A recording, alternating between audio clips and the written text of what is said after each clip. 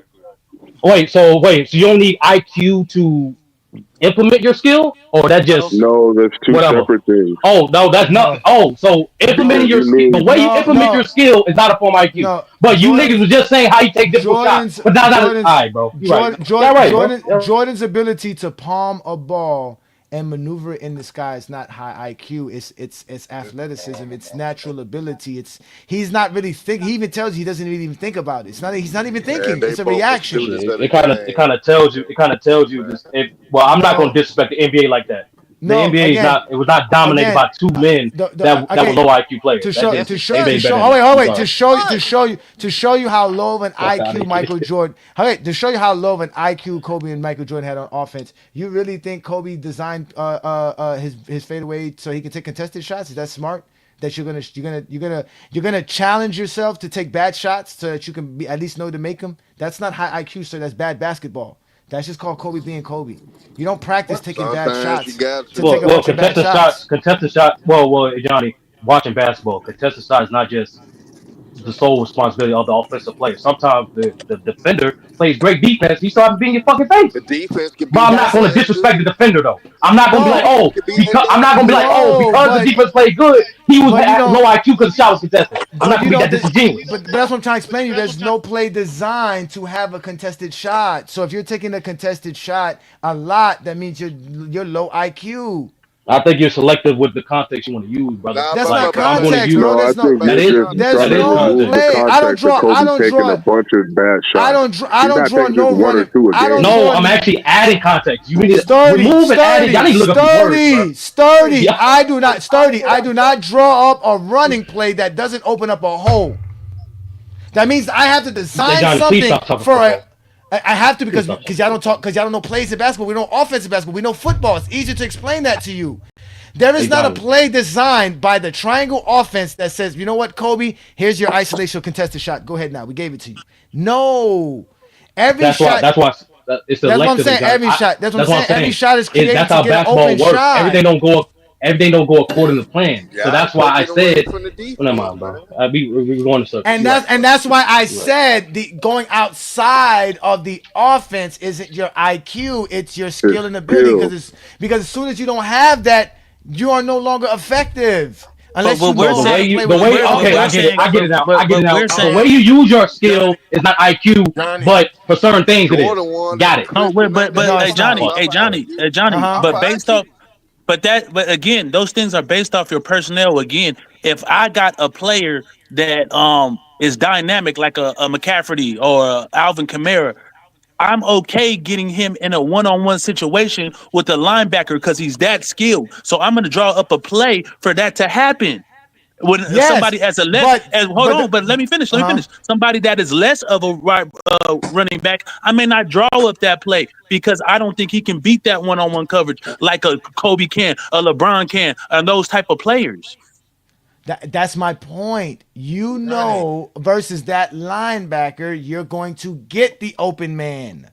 That's why the play is He's not drawn open for. necessarily. Bro, No, hey, but that's the point of the play. The point of the play is that His skill is dictating that. no. The play is hey, designed because I'm gonna put the faster man on the slower man. That's the play design. The faster man is there. The play design isn't. It is again. Exactly, and I'm gonna That's what put I'm saying. Giannis So in the there's no. opportunity because he's the stronger No, man. and no, but there's no hey, play design for Giannis to dunk over somebody. That's you can't expect Giannis to do that all game. That's Nobody's bad saying that. That coaching. again, So that's the point. So there's no play no, drawn up for Giannis to dunk Hey on Johnny. somebody. Okay, yes, but it is though. Not necessarily dunk, but score. It's not. I'm not talking about dunking. So you Open, changing the open. I guarantee you the play no, is drawn up for him to be open. no. hey, It's not Johnny, open. Johnny, It's to hey, get him in a one-on-one situation with a lesser player. Nobody draws up a play to get a bro. contested shot, That's not Tyson. true. They don't draw up ISOs in the post for Kevin Tyson, you Durant. just told me I was beating the same horse. No, but Johnny's Pause. being disingenuous right now. If you don't think it's a play What is do you think drawn he up was to get, doing? hold on, bro. If you don't think Kevin Durant is not to get Kevin Durant in an ISO on a one-on-one player, he's not necessarily open, but they know he can shoot that shot over him Again, that's why you're based not off his that. skill. That's why you're not that successful with Kevin Durant. That's why you're not that successful with him. But you saying people don't draw up those plays? That's not true. Hey, Johnny, No, the Warriors had an offense that they nobody uses with Kevin Durant. I'm not talking about the Warriors' offense. I'm not talking about the The Warrior offense made it easier for Kevin Durant. Got him open, more open shots. 100%. 100%. But they were one-on-one shots too because they couldn't double team. Literally got it for the ISO. Literally, yes. You couldn't leave Klay Thompson and Steph Curry. When the Rockets win box one against the Warriors, they literally had to go through KD more than ISO. They literally had to finish the position more than ISO. The game plan for the Warriors was not to let Kevin Durant run hold on, and that's fine. We can disagree there. But he didn't play his whole career with the Warriors, Johnny. So when you say when you say that he didn't, that coaches didn't run players for him to shoot, get an open shot against a defender. When the defender was right there in his face, they literally ran offense for that. And the whole point is you can't stop Kevin Durant one-on-one. So now I have to bend my defense, and that's going to create open shots for other players based off Kevin Durant's IQ and him making the right play. Was it always successful? No, but that's what the game plan was in a lot of situations. Not even a good playmaker to let him decide. But they still do it. That's why they've never been successful. That's why he's always okay. That's okay. You can say KD is a flawed player. That's my point. That's not your point you were making. You said the point is that the offense is not going to win if you're going to be drawing a bunch of ISOs for Kevin Durant to go one-on-one versus whoever it is. You said no coach does that. Tyson. That's not their offense. That's not their offense. That's not their offense. That is not their offense. Goddamn. They're moving, bro. Fuck. That is not getting Kevin Durant in isolation was part of their offense. That's not no team's offense, and if it is your offense, you're not winning with Kevin Durant. Just like nobody won with Kevin Durant. That's not the point. That is the point. There is nobody who's drawing an offense for Kevin Durant to go ISO. That's not the offense. That's a play. That is a play that they can run. Do they have ISOs? Yes, but that's not their offense. Their offense is an ISO basketball.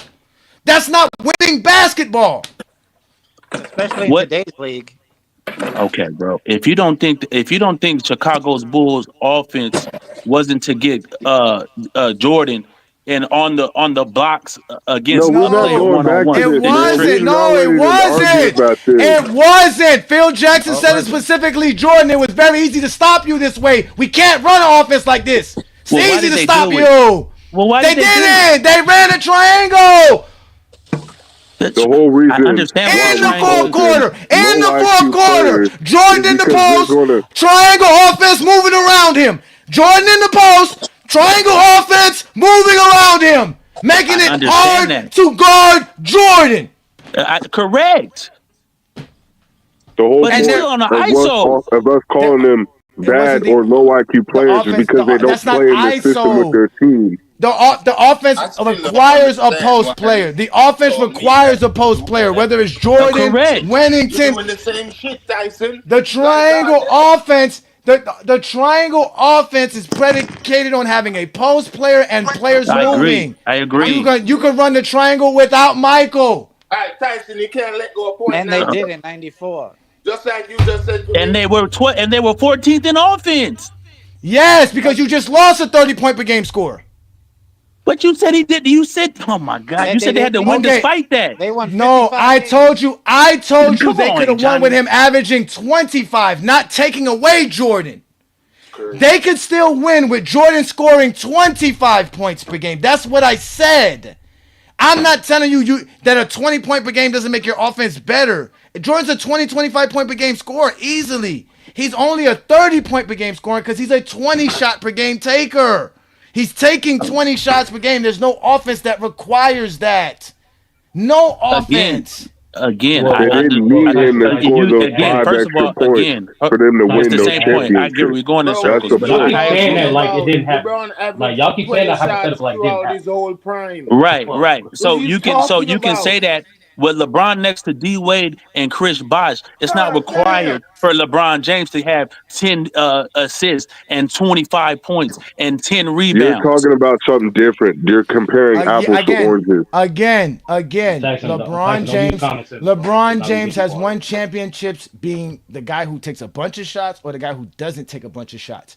The only reason LeBron James is always leading What his team in championship he assists, won he's not never taking a lot really of shots? had a better playmaker on his team. What The only time championship he LeBron James won had not a taking a lot of shots? Yo, let him finish talking, bro. Shut up. He's lying. Shut the fuck up. 2016, he took a lot of shots. Okay, okay, he took okay. less That's shots. that's right. Championships he Again, so he took a won lot not less shots. taking a lot of shots. Okay, that's cool. That's fine, Johnny. But do you think with What if is Phil wrong with Jackson, hold y'all? on, real quick. If you think since we're doing hypotheticals, if you think Phil Jackson had LeBron James, Chris Bosh, and Dwayne Wade, and they ran the triangle offense that's less predicated on this more heliocentric type of ball where LeBron is going to score our average 10 assists and and all these things, do you think that they could have won basketball games? Of course they could have. LeBron James is a playmaker, so he's gonna always make the right play, the right pass. He has a high IQ. I don't know why y'all make it seem like LeBron James LeBron a James, The playmaker. like Bulls had y'all be out fucking here. Scottie Pippen, bro. Like, what are He is. y'all I agree talking with you. about, LeBron James man? is a great They playmaker. already No had an question. No, all-around player on their hold on. team.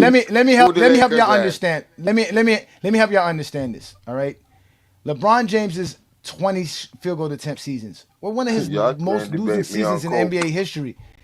He Can in debate Mike all day. 2005, 2006, 2007, 2008, LeBron James was averaging 22 shots per game as an NBA player in his in those 5 seasons, right? He only had 250-win seasons and he had 240-win seasons in that season.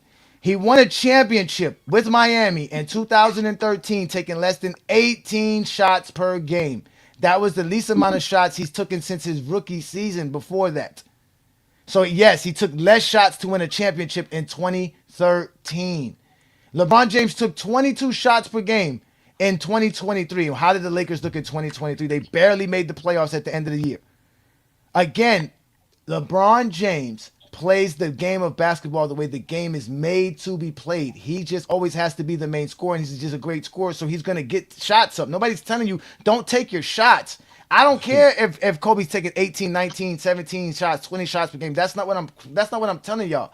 The guys who consistently shoot over 20 shots per game have bad IQ. There's no reason in any basketball game you have to consistently shoot that much. There's too much happening on the basketball court there where you cannot find better shots for everyone. That's how you win. You win playing team basketball, not individual basketball. You don't need somebody to do all of this. Just like the Lakers could win this year without LeBron James averaging 27 points per game because, like you said, he has to play his role.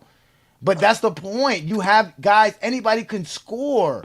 Like, again, if you're going to get Anybody somebody. can't score at a consistent level in the NBA. Bro, That's just what not what are true. you talking about, bro? That's So just you not telling true. me No, Kobe could pause have real quick.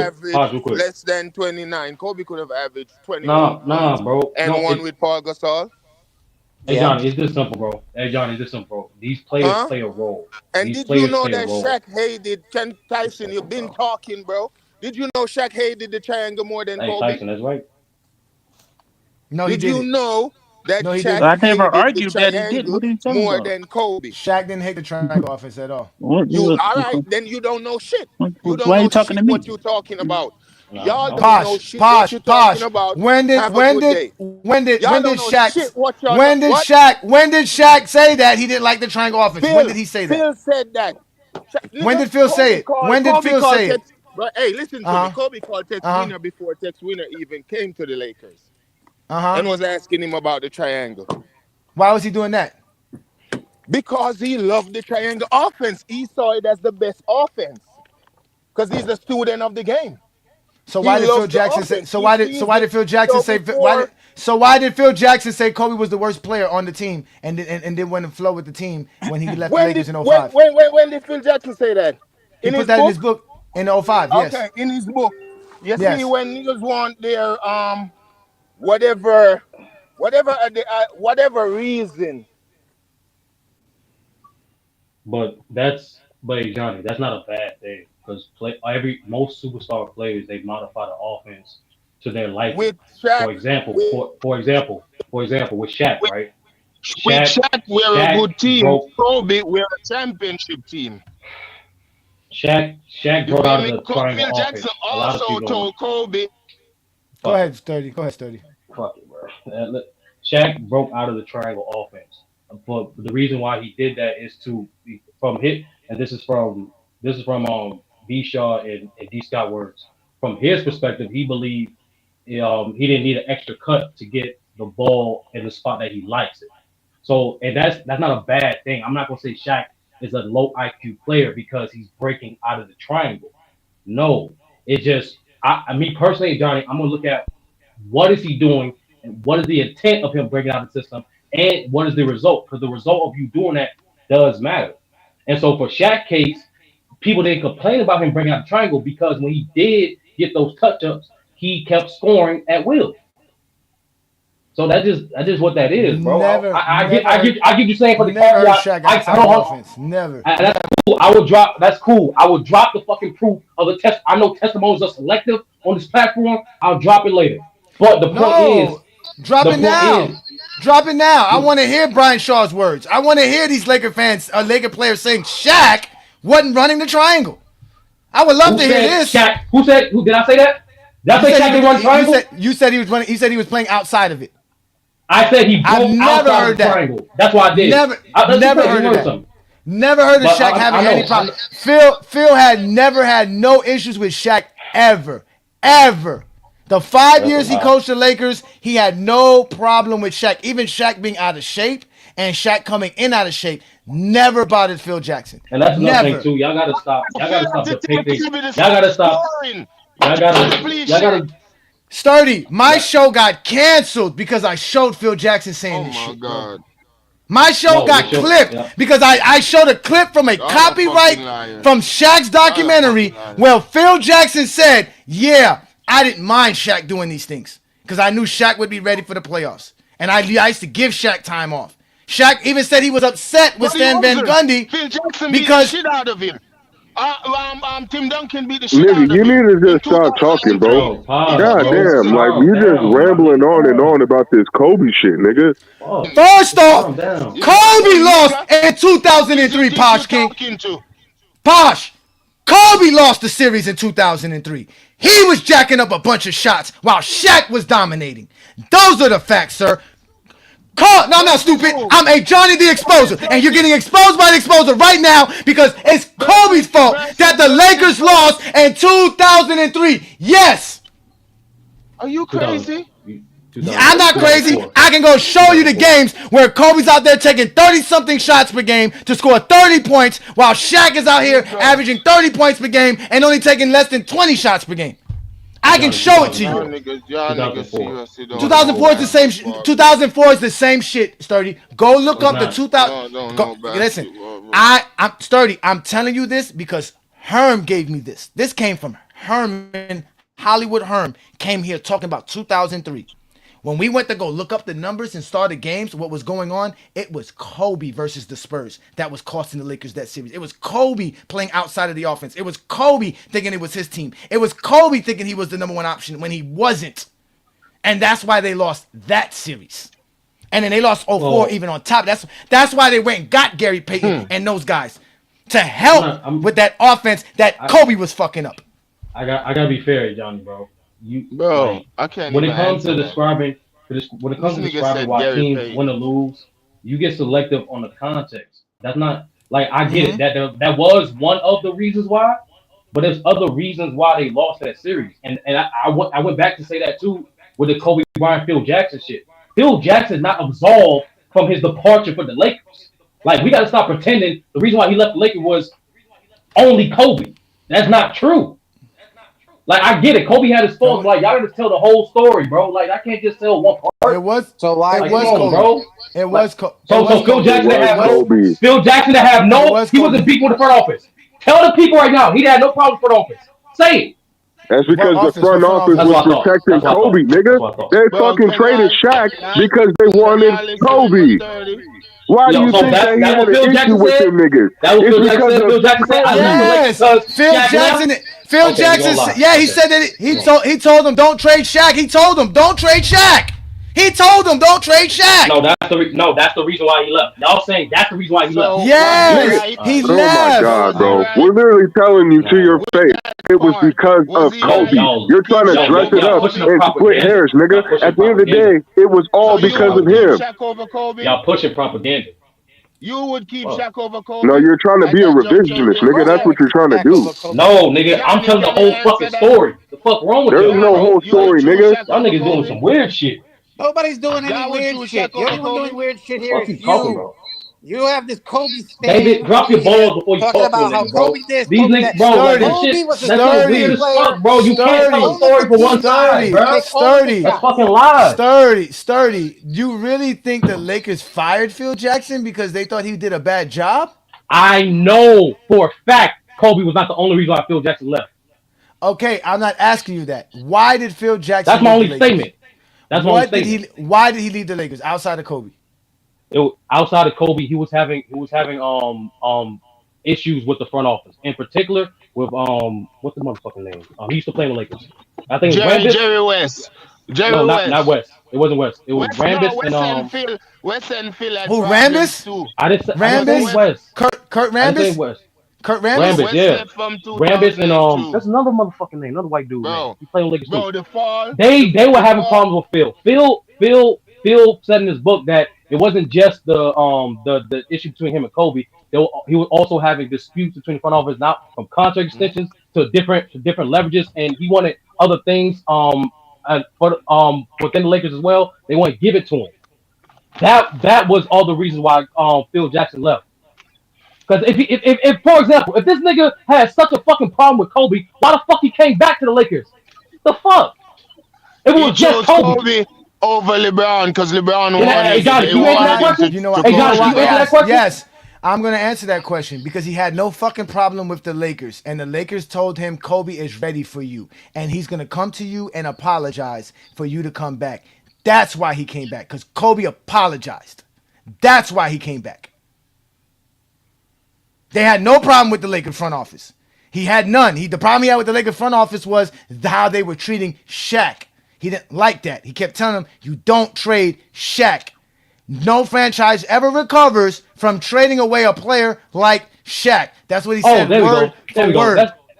At what point do I take Shaq's word for it when he says multiple times that one of the reasons why I fucking left is because also for money too? Do I dispose of that? Do I omit that detail? No. Again, the Lakers should have paid But Shaq. okay. They should have paid Okay. Shaq. The Heat did. I'll give it to you. The Heat paid It's him. the same reason. It's the same reason why he left Orlando for money, bro. Let me Why ask did you they this. Orlando not wasn't. want to pay him, Orlando Shirley? didn't want You to pay keep him. trying to skirt around the fucking issue. They didn't want to pay him because Orlando they didn't want to had pay him. Kobe. They wanted to protect Kobe. Well, I don't. They did. Well, They I did disagree. choose Kobe over Shaq. They did choose Kobe over They Shaq. That's did why choose Posh Kobe. chose asked. Kobe over The Shaq. same. That's why But the Posh same. asked, No, "Who do no. you They did keep?" choose Come on, Kobe man. Shaq. That's not But what New but World just said. but that's the That's not thing. what New World just said. They got lucky because if the Lakers don't get Paul Gasol from fucking Jerry West, you don't have the back-to-back championship for Kobe. And you They say luck, traded I say motherfucking you say Kwame luck, I Brown, say bro, and rig, got a finesse. different thing. Well, I feel you. If you say No, luck, I say hold rig, on, wait. different No, thing. hold on, wait. Let's be honest. Let's be honest. Kobe demands a trade in 2007. There's real beef between Kobe and the Lakers in 2007. He said there's nothing Facts. that they can do to make me want to come back. I want to leave. The Lakers As just you tell Kobe, should. we're not trading you because at the end of the day, nobody's even the only person we would trade you for is LeBron, and we No, at the can't end of get the day, we're a LeBron. broke white family. We need your money, bro. We can't let you No, go. no, That's the but reason no. why. If they could have got LeBron for Kobe, they would have did it. They would have did it. So they couldn't They get didn't do it LeBron. because Cleveland GM didn't want to trade for that. But y'all That's what wouldn't I'm get that saying. No, far either. that's what I'm saying. But there was It's nobody a else two-way worth. street. I understand that, but there's nobody else worth trading Kobe for. So they told Kobe, "We're not trading you. You're stuck with us. You're here. You're gonna have to play. You can demand a trade all you No, want but to. You can't go hey nowhere. Johnny, That's it. And people wanted Kobe. Let's stop saying he was a top five player. it They doesn't didn't want matter. to trade I'm Kobe not because he's a trading. household name. That's Didn't you why. just Sturdy? Didn't you just hear what I just said? The Lakers would not trade Kobe for nobody else but LeBron. To the Lakers, Kobe was more valuable than any other player in the league besides LeBron. So they looked at Kobe and said, "We can't trade you. We're not trading you. You're stuck here." Please be patient. We're going to figure something out. They almost got Kevin Garnett that offseason. And the only reason they didn't get Kevin Garnett, no, they did. The only reason they didn't get Kevin Garnett was because Kevin McHale got wind of it. And when Kevin McHale found out that the owners in Minnesota was about to send his KG to the Lakers, his rivals, he called Boston. Hey, KG still a different KG's story. available. KG's still available. And KG said that the only reason he didn't block that trade was because, and he did block it originally. The first Boston trade he blocked, he said, I'm not going over there. Yeah, and it wasn't until they traded for Ray Allen, then he said, okay, I'll go to Boston. And he didn't get in touch with Kobe because Kobe was in China promoting his brand. I got you. Kobe ignored KG. He did not ignore it. No, that's not true. That's not true. That is not true. That's not true. Even Kobe said it. Kobe said it himself that if he would have known KG was trying to reach him, that he would have definitely picked up KG's phone call. I never get this notion of like penalizing players for trying to recruit. There's nothing wrong with that. Kobe tried to recruit Dirk. He tried to recruit KG. Like that's nothing wrong with that. I agree with you, Sturdy. I don't think there's nothing wrong with that. So he gets be quiet. So if a player if a front office is not doing the fuck they need to do, there's nothing wrong with a player. There's nothing wrong with a player putting his own fucking career in his own hands. Now you can go, Posh. Wait till a nigga fucking stop talking, then say something. I'm just saying, listen, bro. I'm not saying nothing is wrong with that, but Kobe was the only player that get crucified for playing with somebody. Magic didn't get he doesn't. No, he doesn't, nigga. No, he doesn't.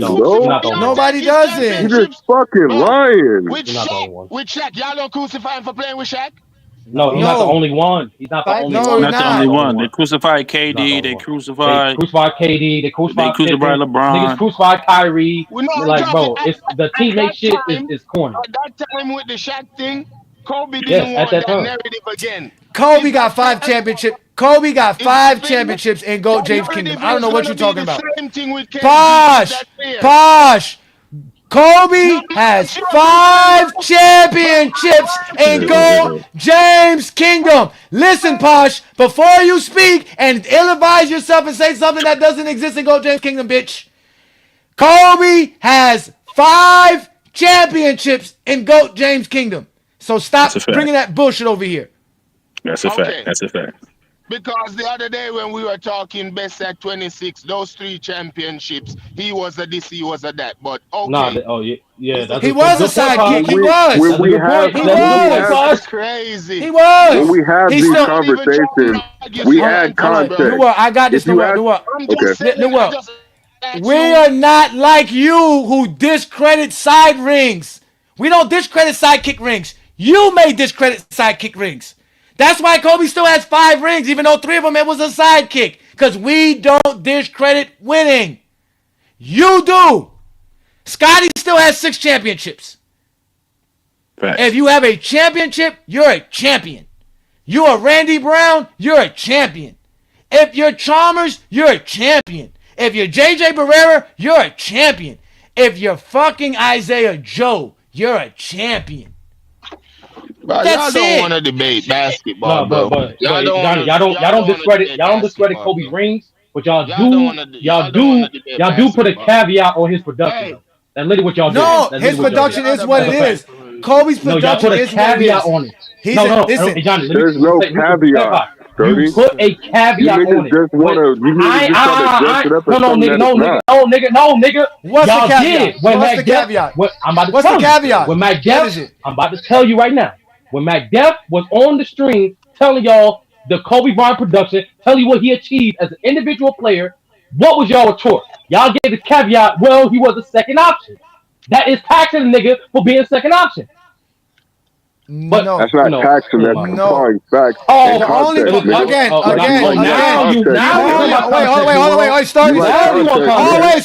Wait, Sturdy. This is not about context. You're leaving out the context of the idea of the only time Kobe gets brought up for second option is championships. So whatever stat Mac must have been brought up must have been championships. Because nobody. Wait, Sturdy. I let you go, Sturdy. I let you go. Nobody looks at Kobe 25 points per game. Nobody looks at Kobe Bryant's 25 points per game and say second option. Nobody looks at Kobe Bryant's 12 all defensive selections. Again, nobody looks at Kobe Bryant's 12 all defensive selections and say second option. Nobody looks at Kobe's 15 all NBA selections and say second option. Nobody looks at Kobe's 33,000 points and say second option. The only time Kobe gets called a second option player is when we have to remind him he won 3 championships alongside Shaquille O'Neal. Because they like to believe Kobe's the reason why he has 5 championships. That is a Zesty Jeffrey logic. We keep telling y'all, LeBron is not the reason why he has 4 championships. He played on 4 great teams. We keep telling y'all this. Y'all don't want to accept this. Championships are won by teams. Players are great by their stats and productions. Having a championship or not having a championship doesn't diminish your career. Karl Malone has no championships. One of the greatest players of all time. Hands down. Would he be a little bit better because he has a championship? Yeah, because that means he acquired something that's a part of being an achievement. That's the only thing missing from his career. But it doesn't not make him a non-great player. Nor does he even make him a loser. Johnny, can I ask you something though, bro? Hold on, Posh. You almost done, bro. God. No, I'm good. That was it. I'm just done. So, I get here and go, James Kingdom. We give everybody their credit. We give everybody credit. Everybody gets credit here. We're the only ones who say Kobe's a better scorer than Jordan. That's how much credit Kobe gets. All right, Johnny. So I'm gonna do this task, right? I'm gonna just do you a favor. I'm gonna go to it was just 2 streams ago. I'm gonna do a counter. I'm gonna do a counter. I'm gonna do a counter to how many times. No, hey, Posh. Posh. I'm sorry, Posh. Sturdy is a GOAT James Kingdom member. If you want to get any free speech, I'll make it quick. I'll make it quick. I promise, Posh. No, hey Johnny, because you wasn't here for that stream. You had to leave early. So I'm just letting you know that was literally what's going on that stream. It's recorded, but if you want, I'll put a little counter for you. I would love it, please. Because listen, I know for a fact here in GOAT James Kingdom, we don't discredit Kobe for anything. And when we do bring up the second option, is the fact that he won 3 championships. 2 words. 2 words, 1 name. 2 words, 1 name. Twin man. Go ahead, Posh. Oh, see, so wait, you said twin man? That's different. Go ahead, nigga. Hey, go ahead. Twin man isn't a part of GOAT James Kingdom like that. He's part of the kingdom. He is part of GOAT James Kingdom. Person. Oh, wait a minute. He's just as much a part of GOAT James Kingdom as you. So your word exactly. Don't exactly. Right. If you gonna say we at GOAT James Kingdom, don't do that. He does that. Don't do that. He does that, but he's not. That's what he's known for. We literally having Kobe chant. Yeah. Twin man nasty with it. Twin man nasty with it. Fuck out of here, hey Johnny. Twin man. Oh my nigga, twin man. Listen, hey Posh. Listen, Posh. I know you're out, Posh. We appreciate you, Posh. I know it's hard for you to listen to us here, but we are GOAT James Kingdom, sir. We have Kobe in the top 10. Facts. But hold on, wait. Actually, we don't. Yeah, drop the link for twin man. Wait, what? Y'all change your mind? No, as individuals, we have him. Both Brand and I as individuals have him as our GOAT. Our formula for GOAT James Kingdom, the formula that we use, Kobe ended up being 11th. Oh yeah, okay. All right, bro. John, you gotta stop doing that. Like, no, Kobe but that's because we create a formula for just your stats and your accolades. Right. Yeah, the MVPs hurt Kobe. But he got it. Yeah, a lot of things hurt Kobe. And another thing. The other thing that hurt Kobe was them forcing us to put the analytics, which Brandon and I don't never like the analytics. Brandon used to like the analytics, but now he realizes it's like, analytics is bad for Kobe. So us adding the analytics hurt Kobe. Yeah, the analytics hurt Kobe a lot too. But the board, the win shares, I'm not saying all you're that. wrong. I'm not saying that's not true. What I am saying is right. It's kind of funny when okay, we're GJK. We have 3 or 4 members up here. All of us have them in the top 10, but our list don't have them top 10. That's why I say that's kind of funny. It's because all of us have a different criteria. Brandon has a different criteria than our thing. Remember, we created a criteria to remove our biases. So Brandon and I's biases is removed from our official GOAT James Kingdom top 10 players, all-time list. Yeah, your bias. So exactly. So that means when Brandon adds his biases or his subjectiveness, Kobe's in his top 10. When I add my biases and my subjectiveness, Kobe ends up being in my top 10.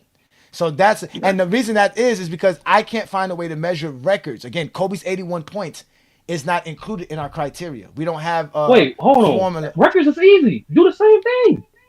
No, do the because percentage. I know What's the that's highest true, mark? but And then do the percentage what highest get close. But that means we would have to do that for every stat. So we would have to do it for every rebound, the highest rebounding. No, just game, do it the for the. highest. No, y'all did the same thing. Do it for the major stats categories like I did for the rest of the list. That's what we just did. Do the major records. We did. No, points, I'm saying for the records. Just go for the major 55 rebounds in the game is a major record. 27 assists in the NBA game is a major record.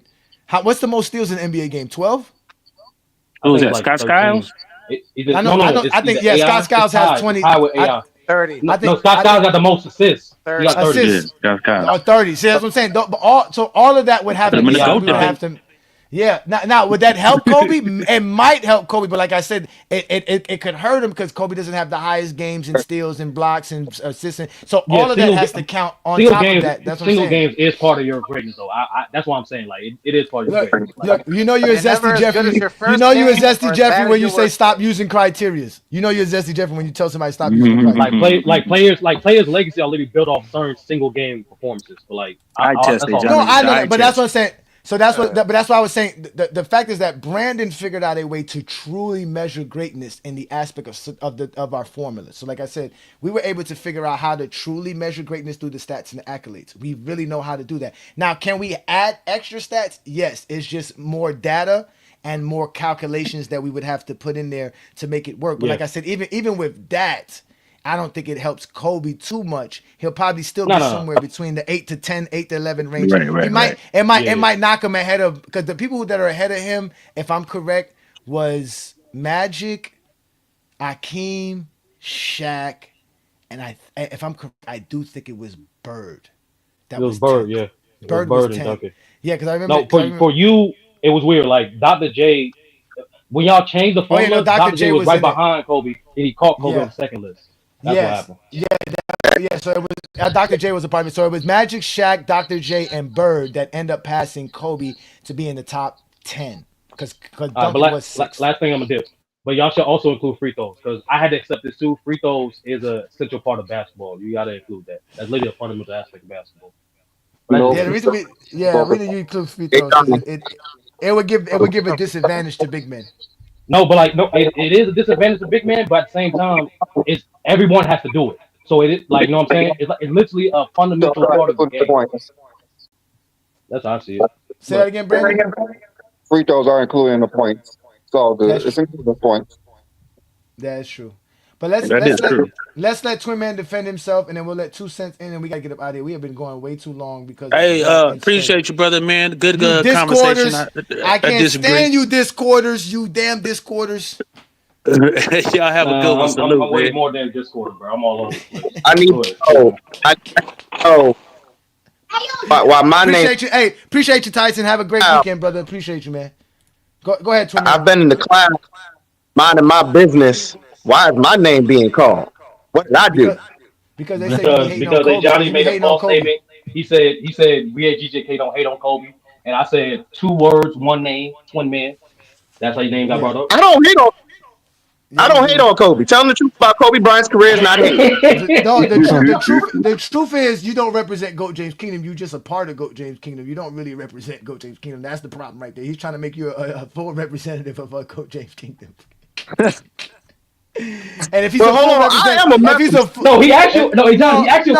He asked you do you hate Kobe. First of all, as a member, y'all are mercenaries. Okay, first of all, y'all are all mercenaries. I am a mercenary. I will be that. You're the Kobe mercenary though. You're hired as the Kobe mercenary though. You're hired as the Kobe mercenary. Do you hate on Kobe? He hates Kobe. To be honest. Oh yeah, he hates Kobe. They got too many people up here saying Kobe is top 10. We need to put him in their place.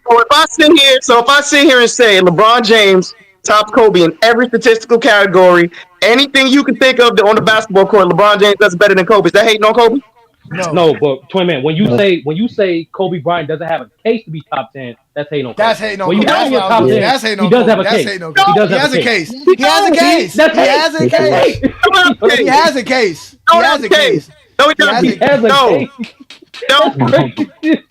I agree with Twin Man, why doesn't he have a case? Twin Man, why doesn't he have a case? No, we're not gonna go there. No, we're not gonna go there.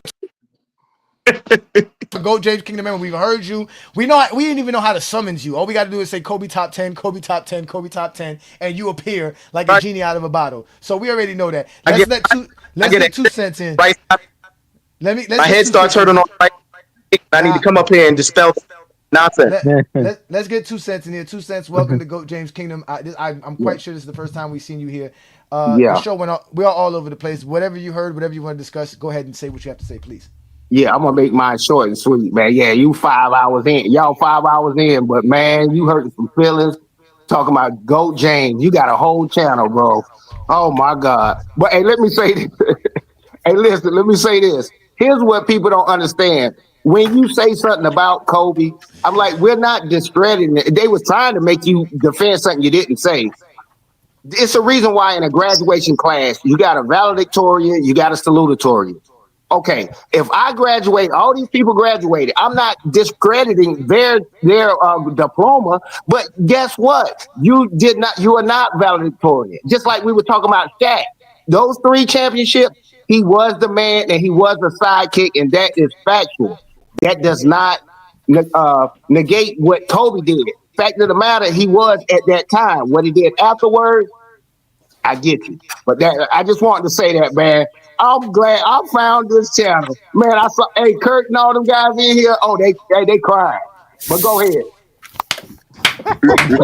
Hey, salute to you too, sis, my Wait. Let me introduce. Let us introduce ourselves, okay? First of all, Okay. this is B. Lee. All right, he is the co-founder of Goat James Kingdom, alongside myself, A. Johnny the Exposer. Somebody has to be muted. You moving around too much. I'm A. Johnny the Exposer. We are Goat James Kingdom. This is what we do every Sunday afternoon.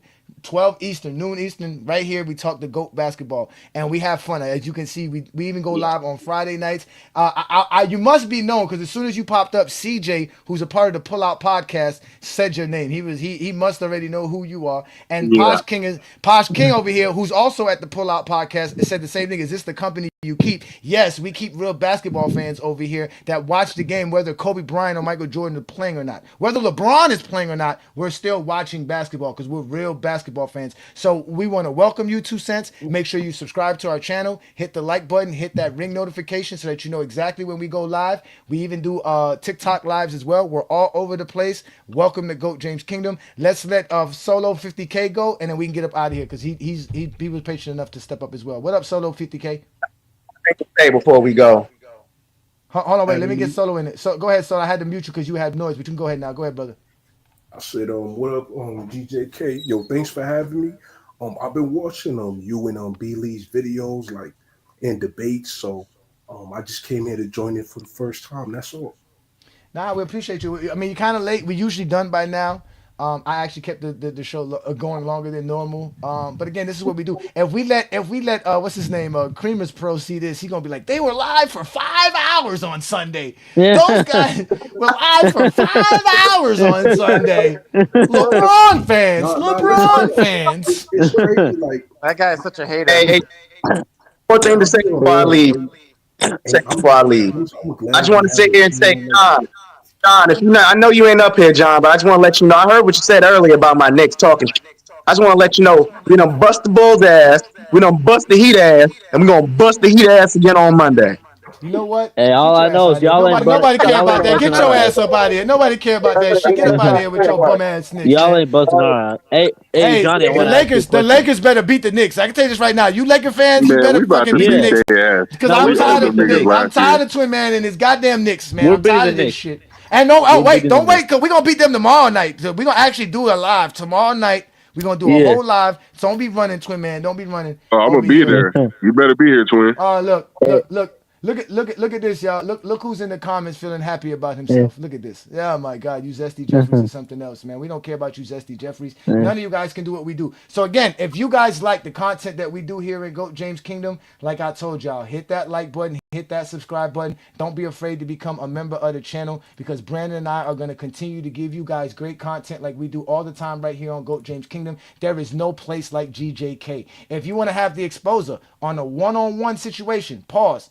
Every Friday night, right here on the Goat James Kingdom platform, 9 p.m. Eastern, the Friday night exposure with the exposer. We only talk hoops here on basketball. Tonight, we're going to do an FYF live debate. I don't care what time it is. I need to have it done. I'm tired of you TikTokers lying. I'm tired of y'all acting like Viz, Mez, Vision, and all these dudes are cooking when they don't do a goddamn thing when it comes to the game of basketball. But we're gonna expose them tonight right here on the GOAT James Kingdom platform. So y'all make sure to check us out there. Also, don't be afraid to check us out on Wednesdays because we do Casual Reacts. Shout out to Casual Reacts and the gentleman there. Even King Speech Rose involved in this, and C-Dubs on Wednesday nights and Tuesday nights. We do actual games. We watch basketball. We do play-by-play right here on GOAT James Kingdom. This is the best place to watch basketball. Even on Monday nights, you can catch sports about football, everything that goes on in sports and general entertainment with the Real Takes Over Fake Debates sports show with SB, Talk Sports, and Sean. Those guys do a great job giving their takes and breaking down the game like none other. Then, of course, we have the Alan Powell Show. Now, let me tell you this, guys. If you guys are very interested in bringing your content to GOAT James Kingdom, we are more than happy to open up our platform to you. We are looking for other content creators who are liking to go live, who like to create content. If you are interested in having your own program and you already have your own show and you want more eyes to watch your show, we have over 70,000 subscribers here on GOAT James Kingdom. We can get it out there. We are looking for more content to put on our channel. So if you're looking for more views and more reach out to Brandon and I at GOAT James Kingdom show@gmail.com. And again, become a member of the channel by hitting that join tab. When you hit that join tab, you'll see all the different perks to becoming a member of the channel. If you are a Knights of GJK, you have access to all the exclusive things that goes along with being a GOAT James Kingdom member. But you could also jump up that subscription and become a Castle Knights, where you do get a little bit extra perks. And obviously the ultimate perks go to the King's Guard members. This is what we do here in GOAT James Kingdom. We want to thank y'all for showing up here like we always do and do a great job talking the game of basketball. And what we're going to leave you with, though, is letting y'all know exactly why your eye test fails you. Because beginning of the show, Brandon, are you there? Is you still there, Brandon? Yeah, I'm here. Do you remember they were saying something about the traveling? You remember they asked you, did LeBron travel to China? China. Yeah. Well, with that being said, ladies and gentlemen, I'm going to show you Michael Jordan traveling to Mars, not to China. Jordan travels to Mars. With that being said, peace and blessings. Thank you for joining the GOAT James Kingdom platform. I'm A. Johnny with my partner B. Lee. Y'all be good. Peace and blessings. So, everybody come on in and grab a chair. Let's watch this little movie we got here. So, the issue of traveling has made it to the surface again. So, I figure we get some popcorn and enjoy this movie of traveling, right? Let's just enjoy it. Travel after travel after travel. Right?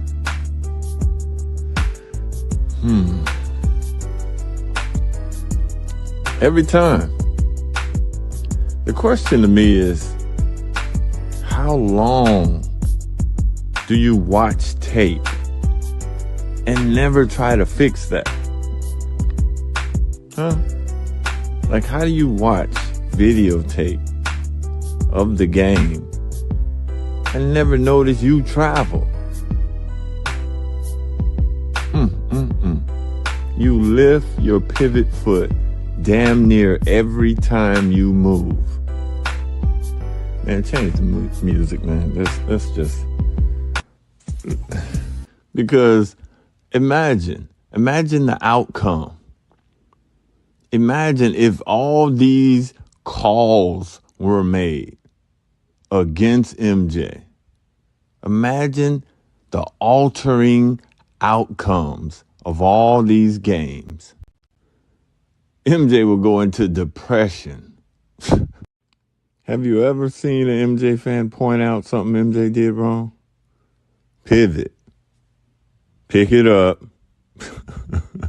Slide that shit like the fucking electric slide. Oh my God. Look at this, man. Just do it fast. Pivot. Picked it up. Picked it up. Straight traveling, bro. Pivot.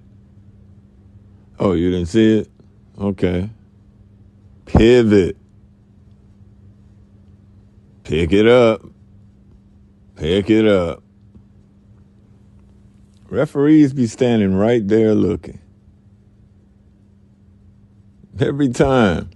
And these are some of y'all favorite moves. Pivot foot. You can't pick. This man went to college, y'all.